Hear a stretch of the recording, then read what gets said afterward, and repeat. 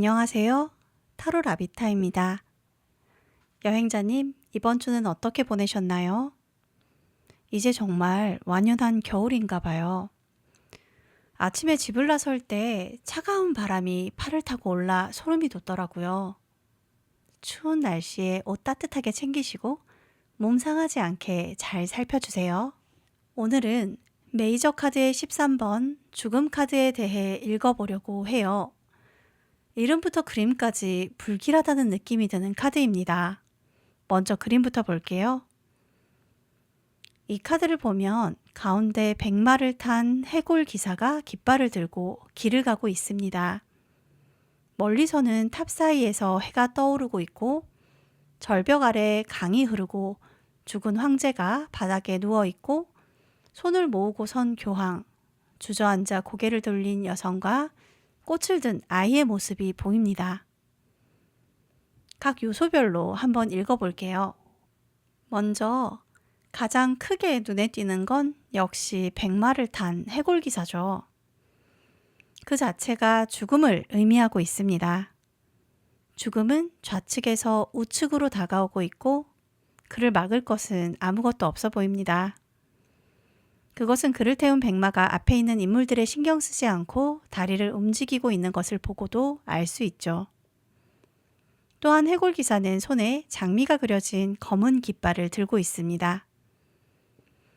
이 깃발에는 신비주의에서 생명을 상징하는 장미가 그려져 있는데 이것은 잎과 수술에 색채가 들어간 백장미가 아니라 색이, 생명력이 사라진 장미로 탄생이나 생명과는 반대의 의미를 지닙니다. 사람이 죽어 백골이 되듯 장미에서 색채가 사라져 하얗게 탈색되고 생명이 사라진 상태를 의미하게 되는 거죠. 그래서 죽음이 가져오는 것은 그저 죽음일 뿐입니다. 저 멀리 탑 사이에서는 태양이 떠오르고 있습니다. 태양은 희망이나 탄생, 생명을 이야기하죠.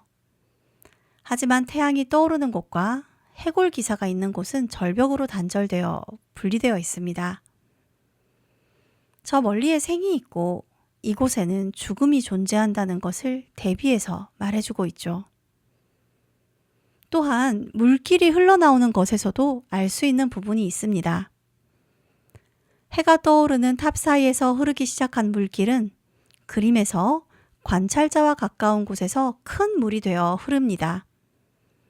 마찬가지로 시작한 것이 끝나는 곳을 의미하고 있죠. 강이 거슬러 흘러가지 않듯 태어남으로 시작된 생은 죽음으로 마침표를 찍는다는 이야기입니다.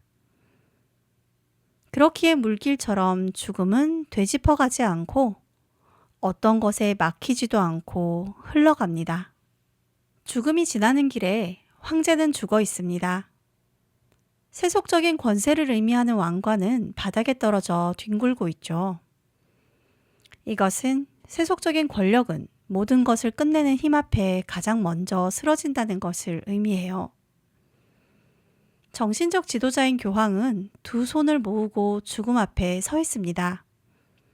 그가 서 있을 수 있는 것은 영적 지혜를 지닌 인물이기 때문이지만 그런 그도 죽음 앞에 어떤 저항도 할 수 없이 권위를 상징하는 지팡이를 떨어뜨리고 두 손을 모으고 서 있는 게 전부입니다. 교황 역시 세속에 갇힌 권위를 상실하고 자신의 정신적인 힘으로 죽음에 대비하는 모습을 보이지만 대비를 한다고 해도 오는 죽음을 막지는 못하고 있다는 거죠. 그리고 아이는 화관을 쓰고 꽃을 든 순수한 모습으로 그를 올려다보고 있지만 뒤에 여성은 고개를 돌려 그를 외면하고 있죠. 아무것도 모르는 아이는 그저 신기하다는 듯 죽음을 맞이하지만 세상에 경험이 있는 인물은 그를 외면하려 한다는 것을 알 수 있습니다. 이 인물들의 모습은 죽음을 맞이하는 다양한 태도를 알 수 있는 부분입니다. 그렇다면 저는 그리고 여행자님은 이 카드를 어떻게 받아들이면 좋을까요? 먼저 죽음에 대해 정의부터 살펴보면 좋겠어요. 많은 사람들은 죽음에 대해 한 생명체의 모든 기능이 완전히 정지되어 원형대로 회복될 수 없는 상태라고 정의하고 있습니다. 죽음이라는 것은 무언가 태어나는 순간부터 그 존재에게 다가가기 시작합니다. 하지만 나에게만 다가오는 것은 아니에요. 모든 것에 공평하게 다가가죠. 얼핏 공평하면 괜찮다 싶을 법도 한데 우리는 죽음을 회피하려고 합니다. 꺼려하고 거부하려고 하죠. 하지만 죽음이라는 것은 피할 수 없습니다. 특별한 누군가를 비껴나가는 일도 없죠. 누구에게나 죽음은 다가옵니다. 어떤 것으로도 막을 수 없이 말이에요. 어린아이이거나 권력자라고 해도 말입니다.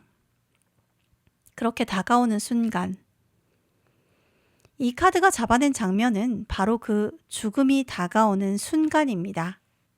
그리고 단순히 생명체에만 적용된다고 하기보다는 모든 것에 대해 이 죽음이라는 관념을 적용할 수 있지 않을까요? 어떤 것의 기능이 정지하고 다시 회복할 수 없는 상태 말이에요. 어떤 특정한 상태나 무생물에게도 적용할 수 있지 않을까요? 우리는 죽음이 어디로 향하는지 다시 살펴야 할 것입니다. 말 그대로 누군가, 어떤 사람, 어떤 생명체의 죽음을 뜻하는 일은 아주 적은 경우겠죠. 어떤 일이 끝나거나 무언가를 끝내는 사건이 발생하는 것을 말하고 있어요. 그 무엇이 끝날지에 대해서는 어떤 것에 대해 카드를 읽고 있는지를 살펴야 할 겁니다. 그래서 무작정 부정적인 일만 발생한다고 보기는 어려울 거예요. 무엇이 죽는 것인지, 죽음이 무엇을 향해 다가간 것인지는 조금 더 깊이 생각해 볼 일입니다. 누군가를 오랫동안 괴롭히던 일이 죽는 것일 수도 있고, 나를 막아서던 절망이 죽을 수도 있겠죠. 그러니 이 카드가 나왔을 때는 상황을 잘 살피고 신중하게 읽어봐야 할 필요가 있어요. 오늘은 조금 무거운 카드를 읽게 되었어요. 여행자님은 어떤 느낌이었나요? 저는 부디 이런 일이 닥쳐올 때 눈 감지 않고 돌아서지 않기를 기도하게 되는 기분이에요. 그래야만 이 죽음이 무엇을 향해 다가오는지 똑바로 알 수 있을 테니까요. 여행자님, 날씨가 많이 차가워졌습니다. 오늘은 따뜻한 차 한 잔과 함께 잠시 추위를 피해서 따뜻한 곳에서 몸을 녹이시며 여행을 이어가 보시면 어떨까요? 여행자님의 유랑이 오늘따라 더욱 따스하고 포근하기를 기도하겠습니다. 타로 라비타였습니다.